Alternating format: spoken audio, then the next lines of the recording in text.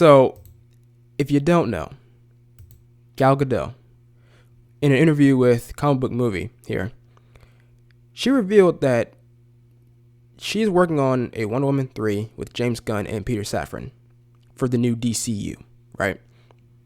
When that news came out, it just, the DC fandom was just like, what?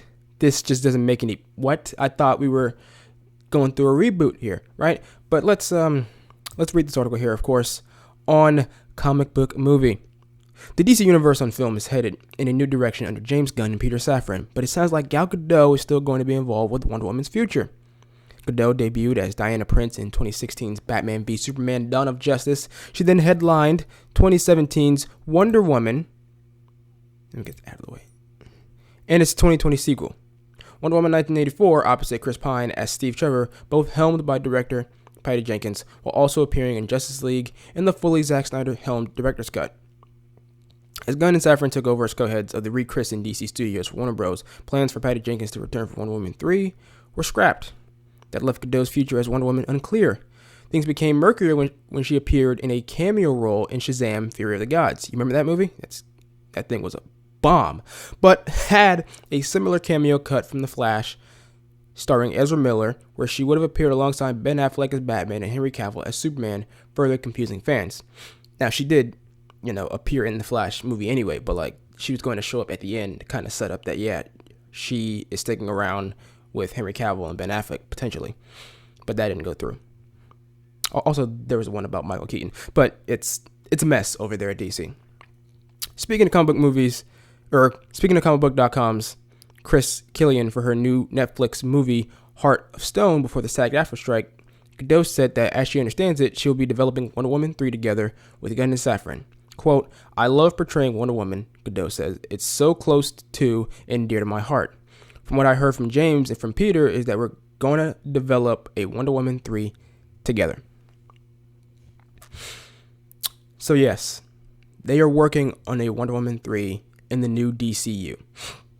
Now, it brings so many questions here, because my first thought was maybe what this is an Elseworld movie where they're just like, look, Gal, we like you, so we're going to give you a third movie to wrap up your tenure as Wonder Woman and then, see you on your way.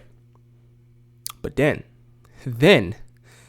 I saw something from one of the insider people, like the leakers, people who have insider information about stuff going on behind the scenes. Every now and then we get news from them on oh, this is what this character is going to be in this movie. This is what's going to happen to this character. This is what's going on with the movie and such and such.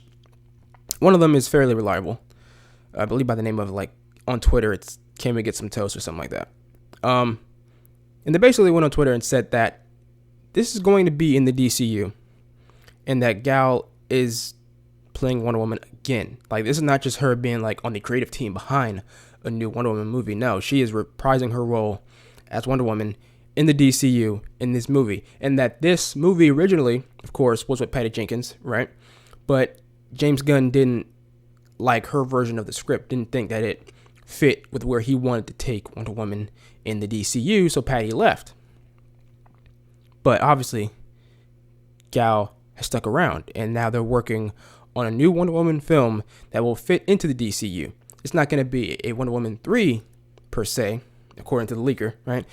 They said that basically events from the first two movies are going to be similar and different. Some stuff's going to stick, some stuff is not going to stick. But it's going to be a new Wonder Woman movie in the DCU with Gal. And that just opens up a whole can of worms. Because, look, there's been some petty outrage when it comes to some of James Gunn's decisions with the DCU. There's been some, especially from the Snyder fans. They just get outraged over anything. The Snyder cultists, as I like to call them. But this is one decision that I could see why they'd be upset, why they'd be raging out. Because, look, Gal Gadot is 38 years old, right? If I'm not mistaken, let me look up, let me get my facts straight. If I am not mistaken, Gal Gadot is 38. Yeah. Yeah, she's 38 years old. She's 38 years old. Now, Henry Cavill, I want to say, is 40, right? I believe he's only like 40 years old. Only 2 years apart. Let me again just make sure here. Got my facts straight. Henry Cavill. Yep, he's 40. Now, obviously, this isn't an age thing when it comes to why Henry Cavill was recast, right? It can't be. Like, the Snyder fans, in this instance, I can see why they'd be so upset because you're keeping Gal, but you're not keeping Henry, even though they're not that far apart in age at all. So it seems like, James, you specifically did not want Henry back. Like, it seems like a personal thing. You didn't want Henry back. And it's kind of hard to argue it because that's what it looks like. Now, here's the only thing. I feel like it is perfectly within James Gunn's right as the creative head of DC now to look at Henry Cavill as Superman and go, you know, Henry, I like you as an actor. I do. But as Superman, I'm not really feeling it. I want to go in a different direction. I want to recast. He is perfectly in his right to do that. But at least be upfront about it. At least somewhat, right? Somewhat upfront about that. Like, James, look, I'm going to give you, you can even use this statement. I'll give it to you for free. It's what you could have said. It's what you could still say. I really like Henry Cavill as an actor. I do. But when I look at Superman and how I envision him in the DCU, we haven't had a chance to study a Superman that is young and in his prime in the modern era. We haven't seen that since Christopher Reeve in the movies. Man of Steel left us with the promise of that at the very end where, you know, he goes to the Daily Planet and he's like, hi, I'm Clark. And it kind of teases that, all right, next movie, we're going to get young Superman adventures, you know, in his prime in Metropolis, handling things as a hero. But we didn't get that in the next movie. What happened in the next movie was Batman versus Superman, but also the death of Superman. So we didn't get time to spend with a younger Superman like we should have had. They didn't do that with Henry. Now, I want to do that. I want to be able to have a young Superman in his prime in the movies, and if I were to cast Henry, that's just, I can't do that. That's all he had to say. That's literally all he had to say. And I think people will understand, right? Because a lot of people, like a lot of fans of Cavill are just like, it's not like he's that old. You could just keep him, like you could have Henry play Superman for like another 20 years maybe. Especially in his, you know, physical condition. Like he could probably go for Superman another 20 years. But if James came out and said that I want to specifically give audiences a chance to see a younger Superman in the films that we haven't had since Christopher Reeve, people will understand. They would understand. Like, just be a little more clear about why you really want to see a younger Superman and not keep Henry. That's all. Just be more upfront about that. Right? But this, you know, keeping Gal is just going to further confuse people because Cavill's gone. Ben's gone. Even though for Ben, that's more of his own personal matter of why he doesn't want to be Batman full time, obviously. But Cavill and Ben are gone, but Gal's sticking around. It just seems like a weird thing. Now, I do understand. I completely understand why you would choose Gal out of like any other Justice League castings to keep, because let's be honest, she's the best one in terms of characterization. Like, I'll give Snyder this. He cast a pretty good Justice League for the most part. For the most part. Castings, for the most part, were on the spot. But the characterizations of them, that's a different story altogether. Because Superman was dark and brooding and, you know, depressed and all that good stuff. And he was just like, he was always questioning, oh, do I really want to save people? Should I even bother? Like, he was just having this existential crisis stuff, and it was just like, all right, man, like, we don't need Superman to have all these shades of gray. Like, can he be light for once, you know? And then, of course, he had Batman murking fools but not murking Joker, right? Like Joker gets to live even after beating Robin to death with a crowbar, or I guess, Harley Quinn did that. But like either way, you'll murk all these other low level criminals, but Joker's still alive and hanging around. That doesn't make any sense at all. And then like they just really messed up Batman's character in terms of like the potential of what Ben Affleck could have been.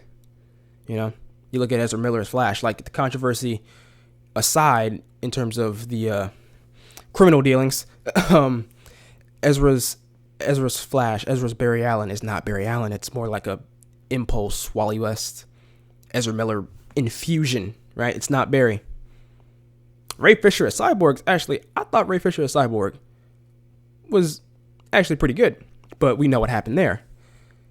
Ray basically canceled himself because, like, some of you might not remember, but he was supposed to be in The Flash. He was supposed to have a featured role in The Flash, but he planted his flagpole on the ground and said, I will not be a part of any Warner Bros. DC project that has Walter Hamada involved. He made that decision. And at the time, Walter Hamada was the head. He did it to himself. And it's funny because if he would have just held out for like a year, Walter is gone. James Gunn and Peter Safran, they're in now. Like, he could have just waited a year and he probably would still be Cyborg right now. Like, I think James likely would have kept him. But, he, like I said, canceled himself. And then Jason Momoa, yeah, he's good as Aquaman, but his Aquaman is really just Jason Momoa. Which is why Jason Momoa wants to be Lobo. Like, he should just be Lobo, because, like, Jason Momoa, the man, the actor, he's Lobo in real life. So, like, I feel like Gal, characterization-wise, was the best of the Justice League. So I can see why Gunn would look at it and be like, yeah, I'll keep you, because you were, like, the best one. Yeah, sure, I'll keep you. But the other side of this is the nature of the canon of the DCU and what like this mean. Like, what does this mean? Like, where's the DCU going in terms of a reboot? Excuse me. Like, where are we going here? How much of a reboot is this actually? We still don't know. Like, The Flash, we all thought was going to answer the question of, all right, here is the end of the DCU, hard end of the DCU. And here is the hard beginning, the hard start of the DCU. We didn't get any of that. The Flash movie did a Flashpoint storyline, but yet didn't reset properly the timelines.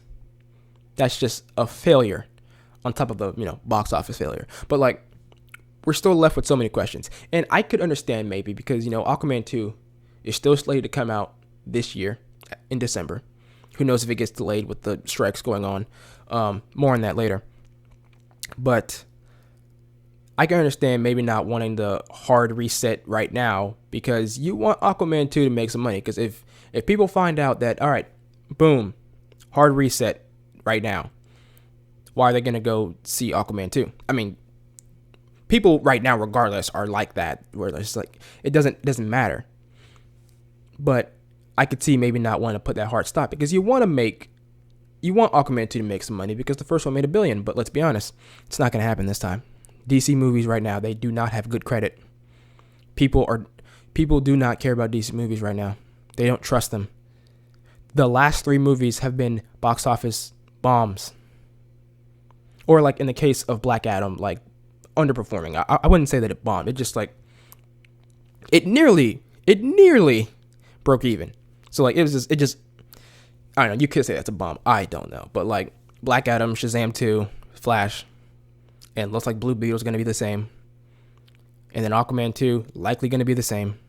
I don't think it's getting anywhere near $1 billion. So like, on one hand, I could get, you want to give that a chance to make some money, but on the other hand, just accept and face reality here. But we need a clear definition of what the new DCU canon is. Gal Gadot coming back just further confuses things. Like,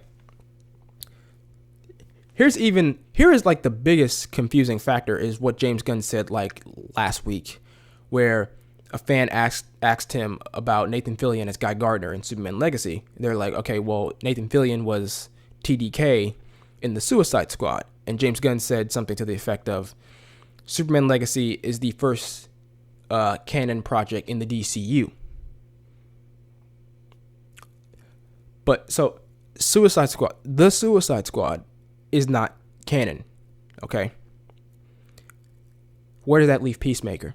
Because we know that James Gunn is going to work on Peacemaker Season 2 after he's done with Superman Legacy. So is Peacemaker not canon anymore?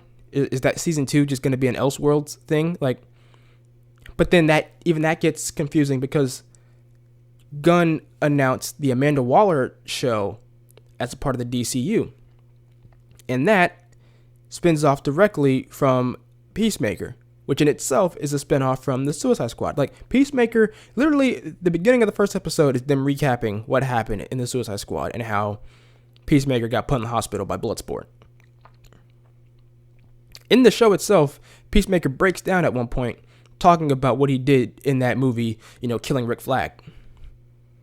In that show, at the end of the show, Amanda Waller gets exposed for what she did with the whole Starro project.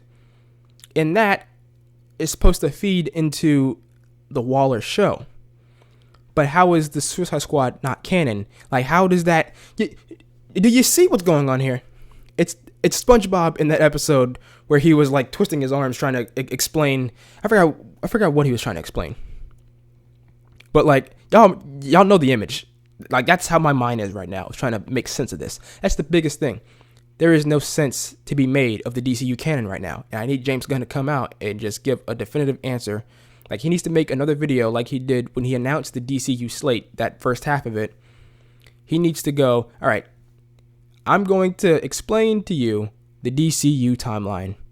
What's staying, what's going. He needs to do that because right now, there's just so much confusion. There's too much confusion.